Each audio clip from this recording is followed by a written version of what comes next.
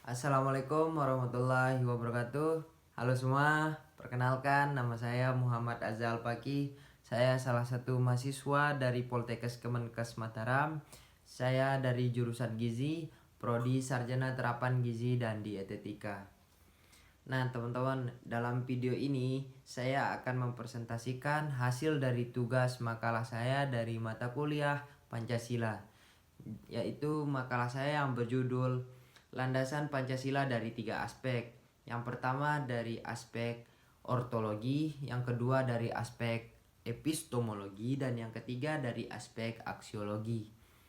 Jadi teman-teman, sebelum saya lanjut ke pembahasan, saya ingin memanjatkan puji dan puja syukur saya atas kehadiran Tuhan Yang Maha Esa, karena karunia dan rahmatnya yang telah memberikan saya kesempatan untuk menyelesaikan makalah ini dengan sungguh-sungguh dan tepat waktu.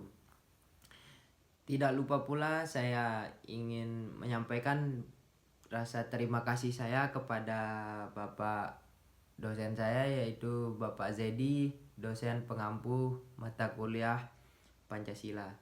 Baik, itu saja pembuka dari saya.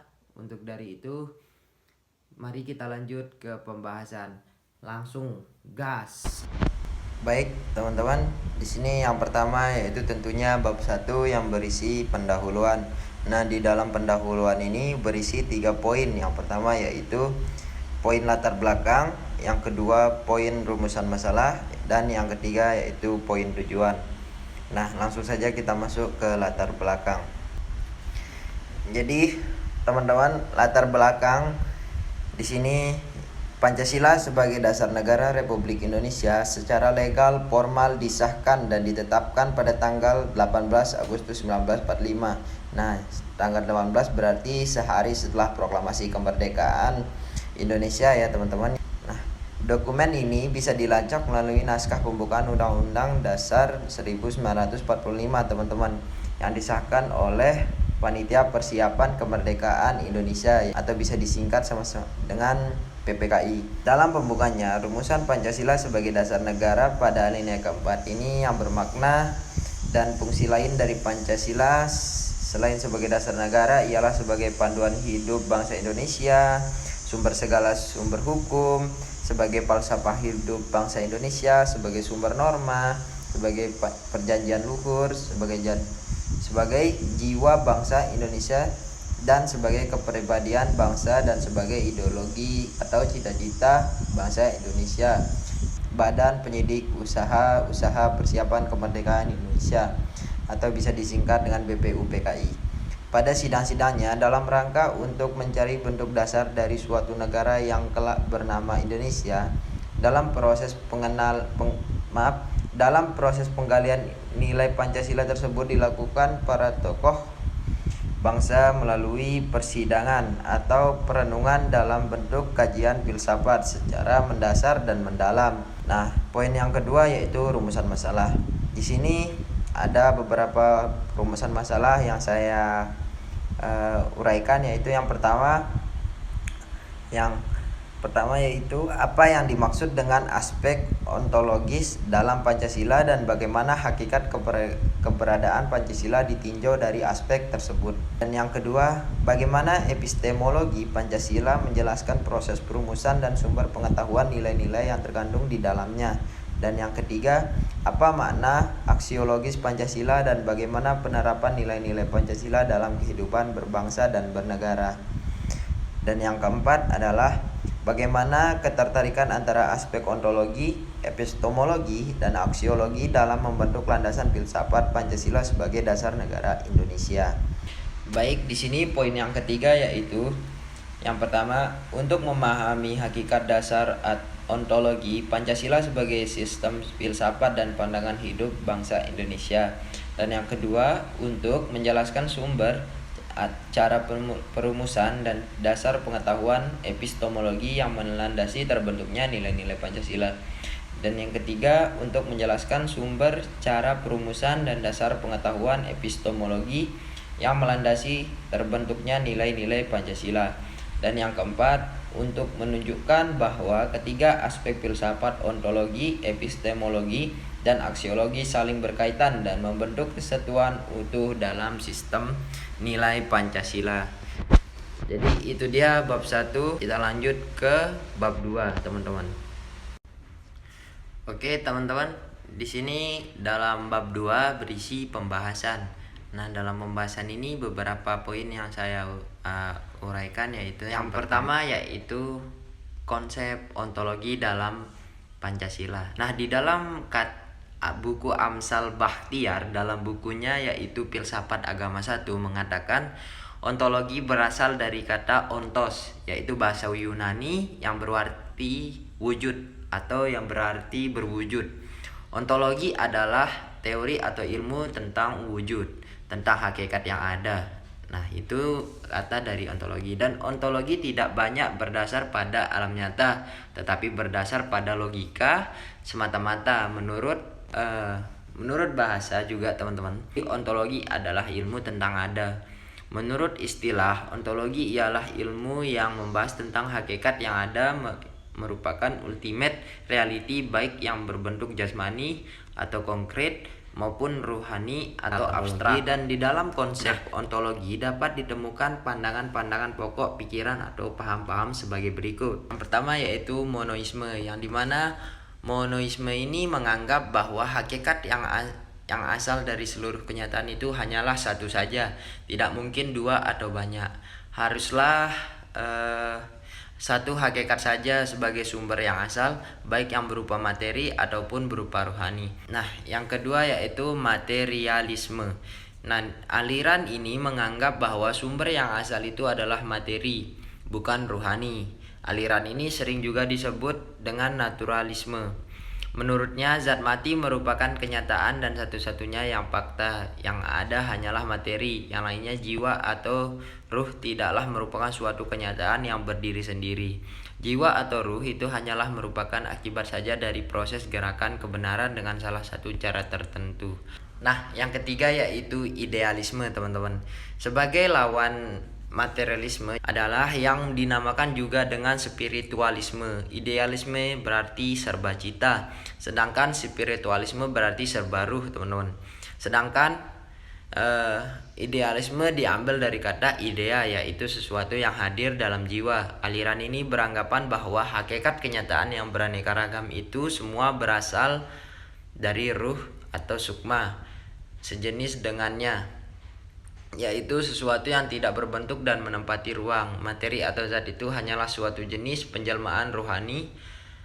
Ruh itu dianggap sebagai hakikat yang sebenarnya, sehingga materi hanyalah badannya, bayangan atau penjelmaan saja. Yang kedua, manusia lebih dapat memahami dirinya daripada dunia luar dirinya. Yang ketiga, materi ialah kumpulan energi yang menempati ruang. Benda tidak ada, yang ada energi itu saja. Materi bagi penganut idealisme sebenarnya tidak ada. Segala kenyataan itu termasuk kenyataan manusia menguasai manusia perorangan. Yang keempat yaitu dualisme. Aliran ini berpandangan bahwa benda terdiri dari dua macam hakikat sebagai asal sumbernya, yaitu hakikat materi dan hakikat rohani. Benda dan ruh, jasad dan spirit. Materi bukan muncul dari ruh, dan ruh bukan muncul dari benda. Keduanya sama-sama hakikat. Kedua macam hakikat itu masing-masing bebas dan berdiri sendiri. Di samping dua aliran tersebut, terkait dengan teori hakikat masih banyak ditemukan aliran-aliran lainnya, misalnya pluralisme, nihilisme, agnostisisme, yang juga membahas masalah hakikat dari sesuatu atau ontologi. Sekarang, teman-teman, jika pembahasan Pancasila dikaitkan dengan kajian filsafat dalam cabang ontologi, maka landasan ontologisnya ialah apa hakikat dari keberadaan Pancasila sehingga muncul dan ada sampai sekarang. Karl mengatakan bahwa setiap bangsa itu mempunyai jiwa bangsa masing-masing yang dinamakan Volksgeist atau jiwa rakyat atau jiwa bangsa.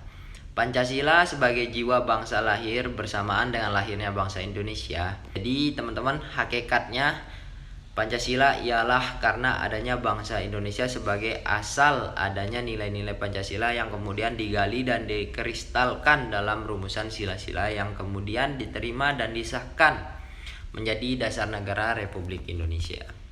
Konsepsi ontologinya ialah bahwa hakikat atau asal mula nilai-nilai Pancasila itu berasal dari bumi Indonesia. Dalam hal ini yaitu bangsa Indonesia, teman-teman. Konsep kedua yaitu konsep epistemologi dalam Pancasila. Jadi teman-teman, secara epistemologi berasal dari bahasa Yunani, yaitu episteme dan logos. Episteme artinya pengetahuan, sedangkan logos bisa diartikan teori atau pengetahuan yang sistematis. Sehingga epistemologi bisa diartikan sebagai teori yang membahas tentang pengetahuan secara sistematis dan mendasar. Nah, bila konsep epistemologi ini dikaitkan dengan proses lahirnya atau disahkannya Pancasila sebagai dasar negara, maka kita bisa telaah dari proses dan historinya. Dalam proses perumusan dasar negara Indonesia merdeka mulai dibicarakan pada masa persidangan pertama BPUPKI, yang dimana tanggal 29 Mei sampai 1 Juni 1945. Dalam rancangan awal Jepang, kemerdekaan akan diberikan melalui 2 tahap.